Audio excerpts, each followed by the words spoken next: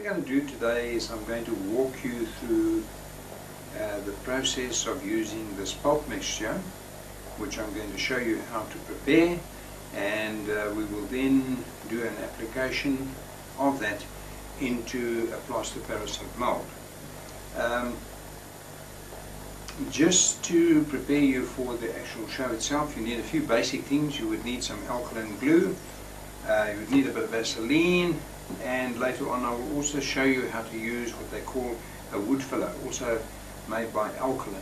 Most of these products by Alkaline are excellent products, and I strongly recommend that you use them if you're going to go ahead in producing this pulp process.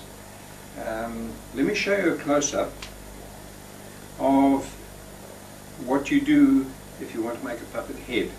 You first of all take the trouble to use a little bit of polystyrene or something that's very simple that you work with, and so that you don't have to use too much plasticine.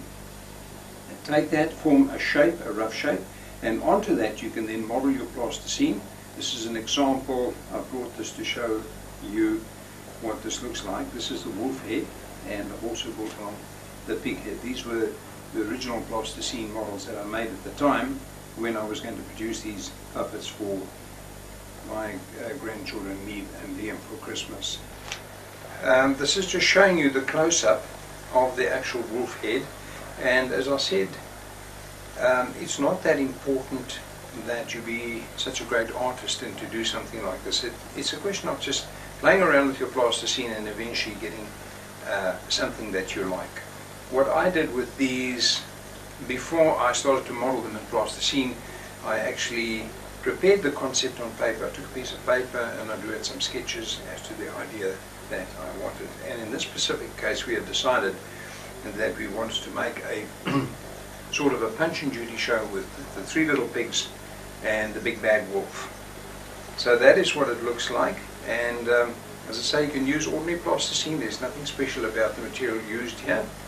And model your plasticine head, and once you have that, you can use a small vise of sorts so that you can keep things in perspective. What we do once we've done the modeling on the head, and I will in a later program, perhaps in the next couple of weeks, show you actually how from this we then we take aluminium foil and we can form dividing lines to show exactly where we feel the mold should go. In this particular case, there was one section for the back of the head, and we had two basic sections for the left and right hand side of the head, and then we had a middle piece and also a small piece here. So in effect we ended up more or less with about a 5-piece mold for this. But the good news is, once you've made that plaster Paris mold, it's there for good. You can make as many heads as you would like. And you'll see also, with the pig I used a slightly different colour plasticine. But once again we modeled the character, we then decided where the molding lines would be, and you can see fairly clearly how we've inserted aluminium strips to cause a separating line when we make the mold itself. One of the things to mention here is that you don't really need, when you make a plaster Paris mold on this, you don't actually need any separating material. That means you don't have to put Vaseline on this or anything when you make your plaster Paris.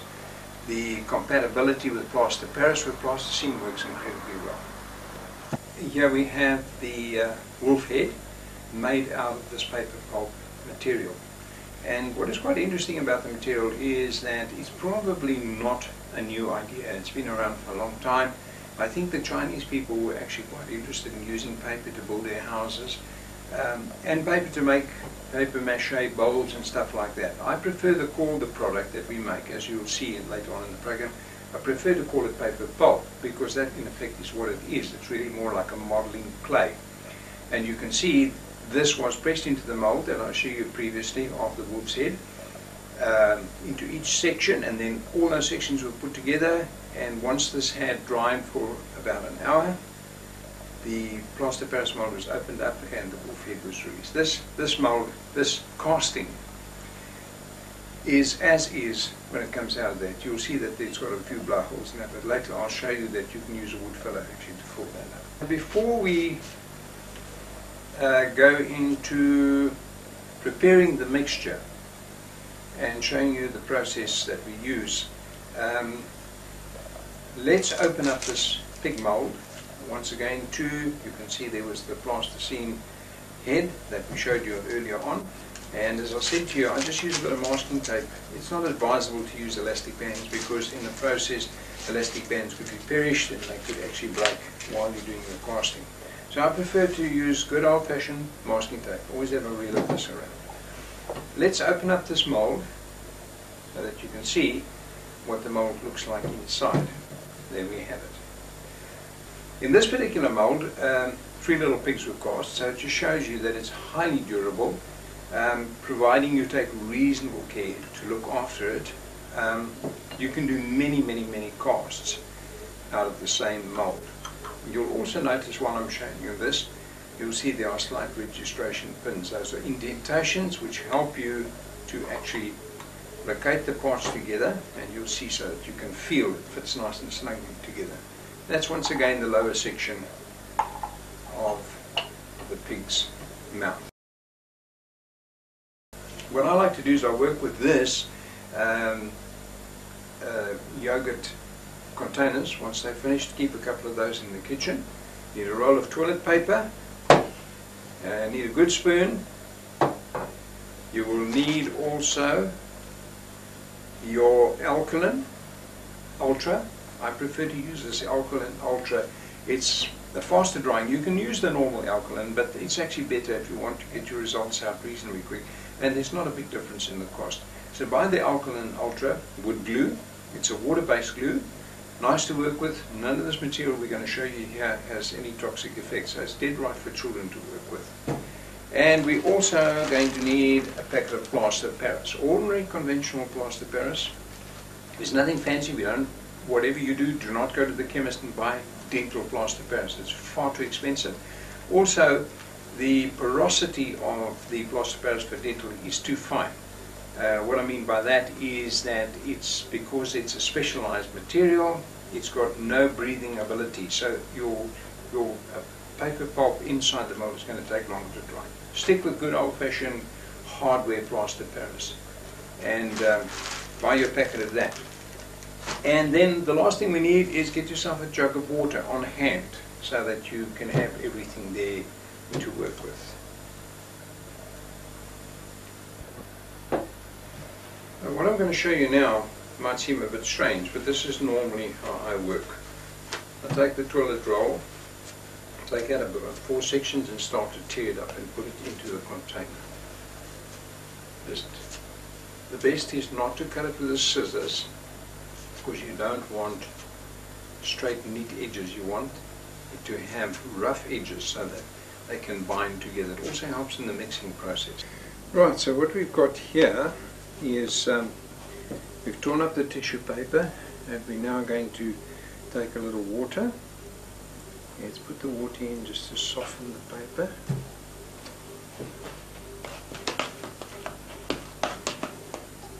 Make sure there's enough. Make it damp enough because this is quite important. And you can just mix that around until we get it as broken up as possible. Not too much water, just sufficient to get your material into a pulp state. Right. Now, once we have this paper pulp, we can now add in about 2 tablespoons of glue. Should be enough of the alkaline glue. This is a water-based glue, and we'll put in 2 liberal tablespoons of that and just mix that in well. There we are.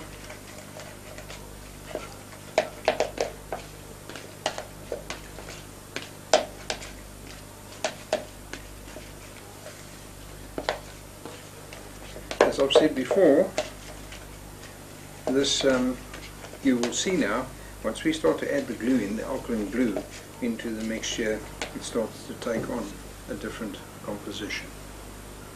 And once again, the important thing is rather than make it slightly on the wet side, perhaps add a little bit more glue in there. The big thing is that you can add more glue, but be careful not to put too much plaster Paris in your mix, because then there will be a tendency for your composition inside the mold to set before you've got a chance to work it into the mold. So that's rather important. Right.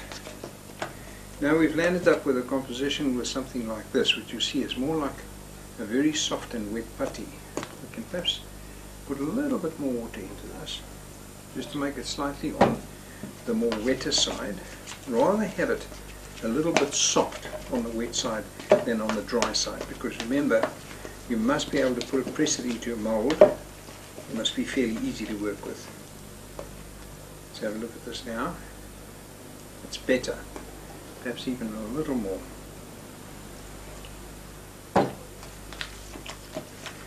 Right, now we're at that point where we can just get ready to add our plaster Paris in, and let's put in no more than about 1.5 should be sufficient. And the plaster Paris is there just to help the whole process to accelerate a little bit. It gives you a better opportunity for the paper pulp to actually go rigid or to set in the mold. Okay, and I think what we can do is look at that now. That's looking quite good. Perhaps a little bit more water, just to make sure that we've got it soft enough to put into the mold.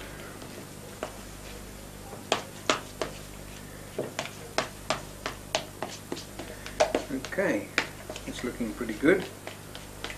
Now what we can do, we can take a little bit of plaster Paris, just sprinkle it on the plastic, and we can dump most of this